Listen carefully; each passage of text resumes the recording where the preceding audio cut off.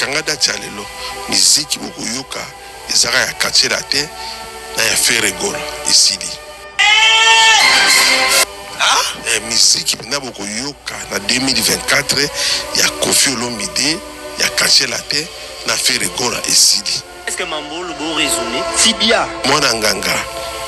amikaki carrière isili mwana nganga amikaki carrière isili mwana nganga ko mère na nganga ti okomona yo moko akoluka mikolo na 2024 asenga Koffi Olomide basa ani featuring me Koffi olinga te akosenga Koffi basala featuring Koffi olinga te parce que déjà fait la carrière na ye déjà ici là qui na décembre c'est-à-dire que beaucoup yoka ka il soute akosala système ka ne mo la kalamiki te après 5 ans il pas postuler député lokola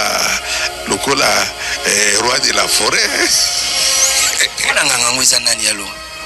ya petit na bokila logondo mwana nganga ko apna mwana nganga pesa kene ko kota ba biloko na tanki mwana nganga bon kabina makamba petora na s'intéresse à ngote bon tani petit carrière ici petit na ninga mabe be Koffi aza Koffi akotika la Koffi na système kakaya.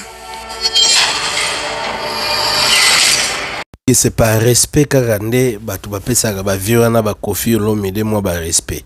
Sinon ba Koffi Olomide bato baza bato ba kopesa ba on a respect ata mokioti na communauté congolaise na Afrique hein? Puis c'est Koffi Olomide aza moto azoko incarner ma bébélé.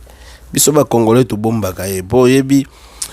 top kinena no point sur le point moko to mona ki Koffi Olomide na fali baza même pas égal ba kokani te na makambebele en plus il fallait azana la bonne qualité azana ba qualité kitoko kolera Koffi donc il fallait okoza na 1000 qualités Koffi azana 2 qualités ya bien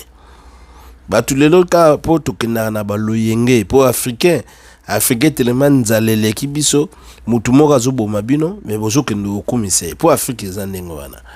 toza lokola moni makaku liboso ya miel banzoi azo yeba deke so achelongi kuna banzoi bakoswaye po zwa miel wana macheka elongi basuye ndenge ba africain bayali siko ba Koffi ba comprendre makambo wana depuis kala tala kaka Koffi Olomide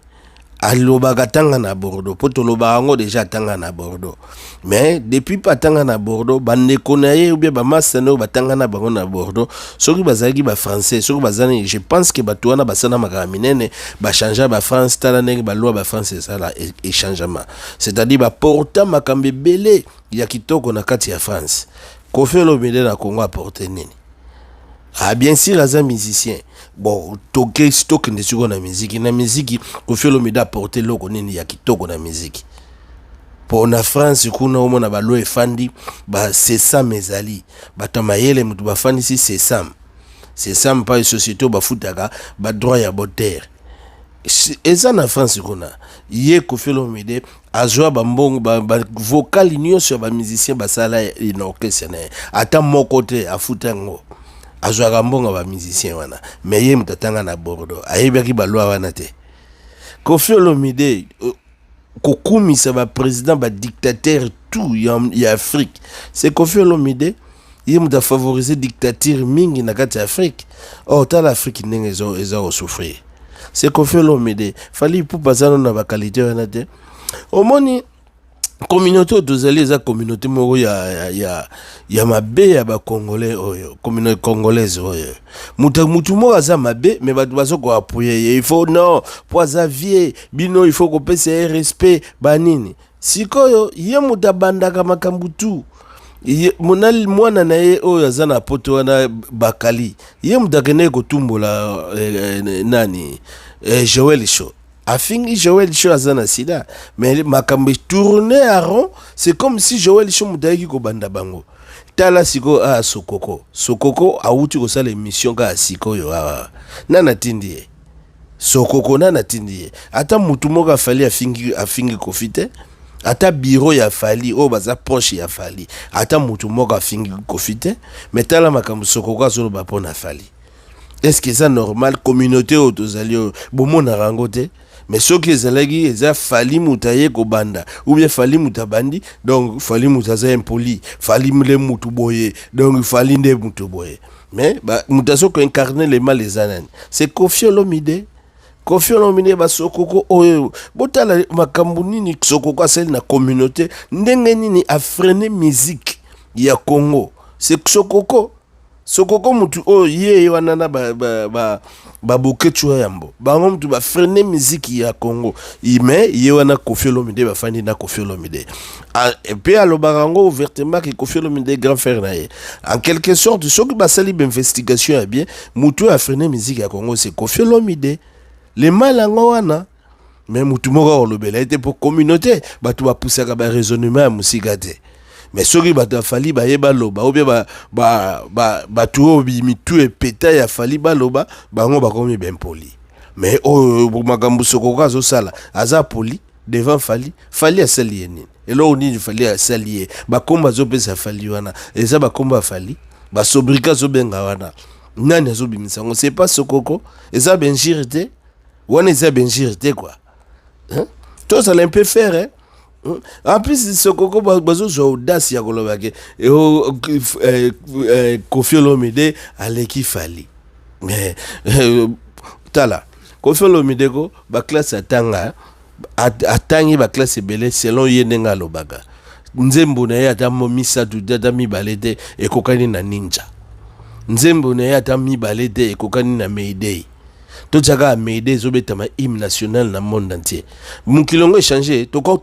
kenda na Mars. Tango bango basala ki ba Michael Jackson, banzemba ba Michael Jackson e ba neko kanga mukili mbimba. Nzembo nini ya Koffi kanga mukili mbimba. Po ya ba Michael Jackson kanga ba mukili mbimba. Ye Koffi Olomide sala nzembo nini kanga mukili mbimba. Kuku, nani nga yeba kuku na Paris. Nani? Tozawa na kati mukili changé te, to balongoli mukili na kati terre te, po ba komisa na Mars. Tozaka na kati ya terre awa c'est-à-dire tango ba Michael Jackson bazoko yemba ba Billit mukili mbimbeza ko yemba c'est-à-dire pour musique ezala kitoko ndenge moko ba fali baza na kati ya ba terre awa ba yembi ba Mayday France mbimbeza ko yemba ba sali ya minene Madison Square elongo te Madison Square ezaki na Mars te tango ba Koffi Olomide bazoko régner mukili changer te mukili ka yango tozali awa elo ni ezanga ka beta na Madison Square mukile ezali telo ni ezanga kabeta na ba Wembley mukile ezali tolongo te toke na Mars te tozaka na terre awa po boyo obezo ba raison que to changer tant changer te po na tango wana ba Jackson ba beta ki na besika wana elo ni ezanga ki ba Koffi ba beta na misika wana c'est-à-dire azamukie na époque wana bo wana omona que c'est comme ça za na talent belé mais talent ezalaki mukie po eloko moko changer na mukilité eloko moko bakisa mité mukili tozali mbule betaka ndenge betamaka makambo nyonso ezalaka ndenge ezalaka kaka eloko toyo komona kaka internet ekoti pe Koffi akufi te Koffi aza vivant tokolo bakutu ba papa mutu bakufi c'est bien pe à l'air zam mais Koffi aza vivant elo nezo zanga abeta siko na U Arena elo nezo zanga asala 3 concerts ya minene ndenge fele akuti ko sala elo nezo zanga abeta ba stade ya minene po boyo ochaka biso makelele ke Koffi aza donc pona ngai Koffi azali eloko te pona ngai eloko te na ndenge na kadi na compte musique omonika ba fali mtu ba pesa ke ba respect wana soki ba sokoko bozo continuer bozo attaque awa to na bandina bino bon bomona sikoyo minuki ndenge ko la guerre comme à la guerre comme bino bozo linga bomona ke bino boza ba vie il fallait se comporter na ndenge ya bien bolingi ko se comporter te to gozong sabino lisu na nzela pour la guerre banda bien. Koffi Olomide un vieux papa moko boye neti mutu na kati eloko mabanga ezali neti mutu bandeko ba jeune nyonso oya miziki ya monde basali makaka minene 50 Cent abimi après Koffi tala makamba 50 Cent asali ba Jay-Z babimi après Koffi tala makamba Jay-Z basali boloba ke ba mboka eza différent mais Koffi vivra na Paris non azana banda kuna Paris na kati ya France asali nini azana eloko nini na kati ya France oyo ezali tako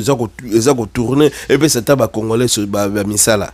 ezali pour le bac non na Congo ba gouvernement eza bien te le bac